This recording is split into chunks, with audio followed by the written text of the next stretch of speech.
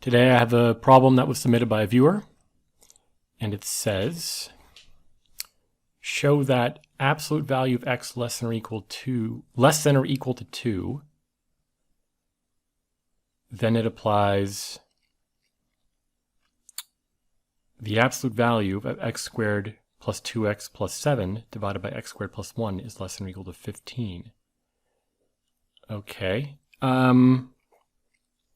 Let me write out what we're given. So what am I thinking here? My first instinct is to take this expression as a function of x and both minimize and maximize it. We'll have to keep in mind that we're on a compact interval, so we will look for critical points where the derivative is 0, but we'll also have to look at the two endpoints of this interval, so when x is equal to 2 or negative 2. I'm sure this will work. Maybe it won't be the most straightforward thing to solve for values of x where the derivative is equal to 0. But that's my first instinct, and I think that's what I'm going to start with. And if we find the maximum, the global, within this interval, if we find the maximum minimum and show that both of them have an absolute value less than or equal to 15, then we'll be done.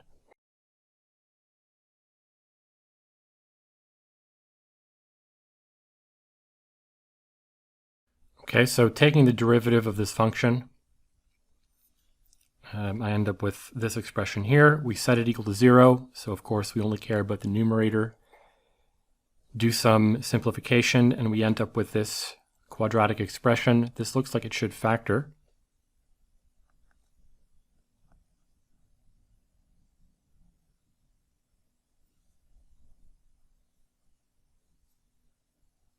Maybe not.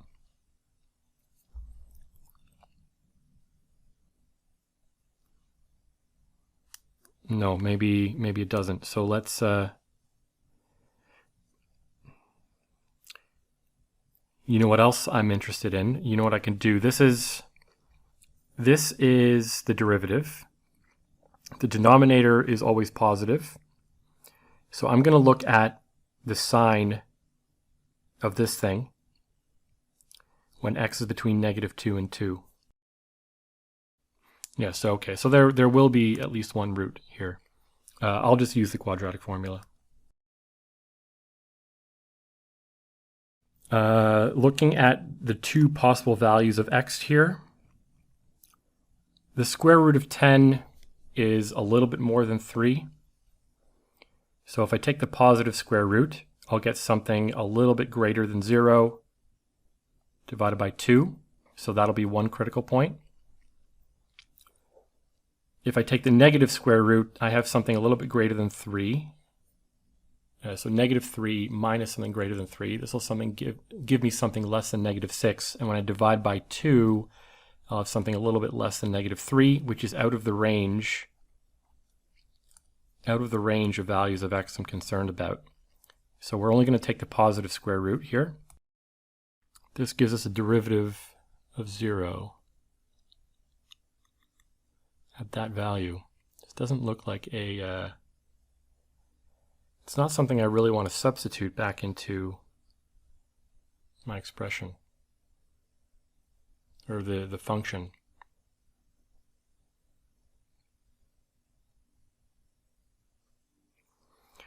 I'm going to put a star next to this for now and maybe come back to it. See if I can think of something else in the meantime. I'm curious what the value of the function is at the two endpoints, f of negative 2.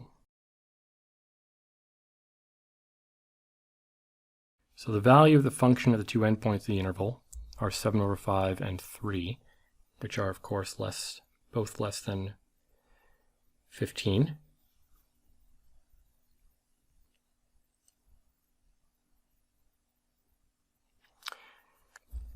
Okay, here's something that might work.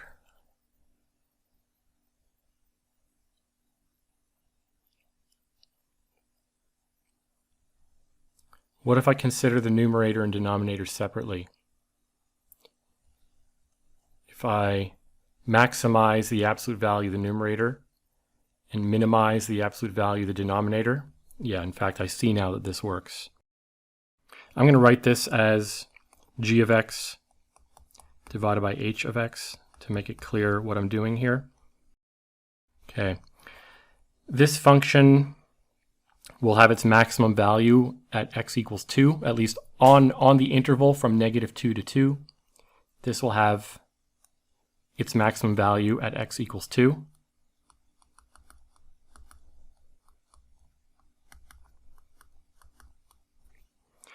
And the function h of x is clearly minimized at x equals 1.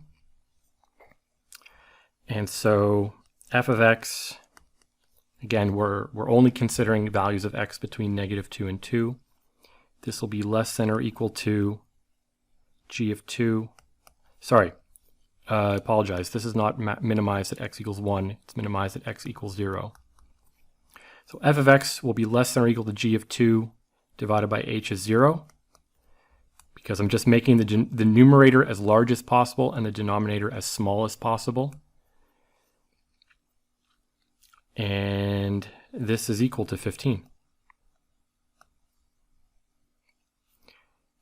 And when I say that this is maximized at 2, I in fact mean the function is maximized, but the absolute value of this function is also maximized at this value of x. This one should be obvious, the fact that the minimum value of h happens when x equals 0. If I substitute any non-zero value of x, this becomes bigger. So let me just show sort of the one remaining loose end here, is show that g of x has a maximized value at 2, and that in fact applies to the absolute value of g.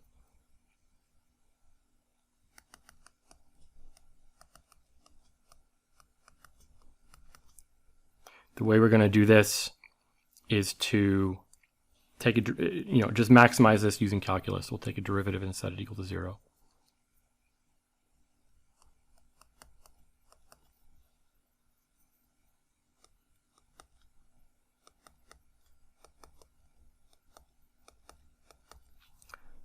Okay, so there's a critical point at x equals -1.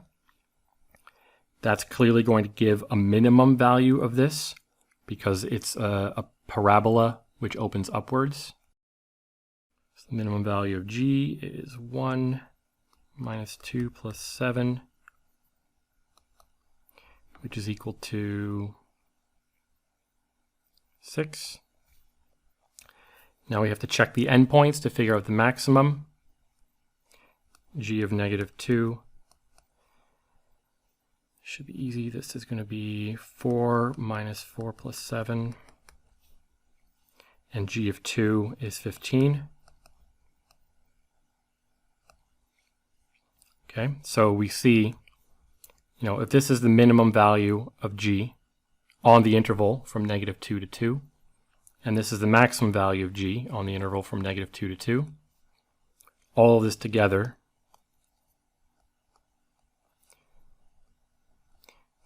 this shows us that g of x is less than or equal to 15 for x between -2 and 2. Okay, so we have the maximum value of absolute value of g, right? I can put absolute values around this if we want, like that. And there we go.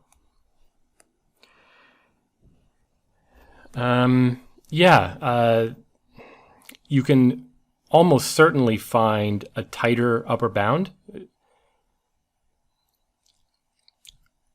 Like when x is between -2 and 2, this function is almost certainly strictly less than 15. So you can probably find a number that can go on the right-hand side of this inequality, which is less than 15. But the best way to do that is probably somewhat along the lines of what I did originally, which is actually finding the minimum and maximum values of this function.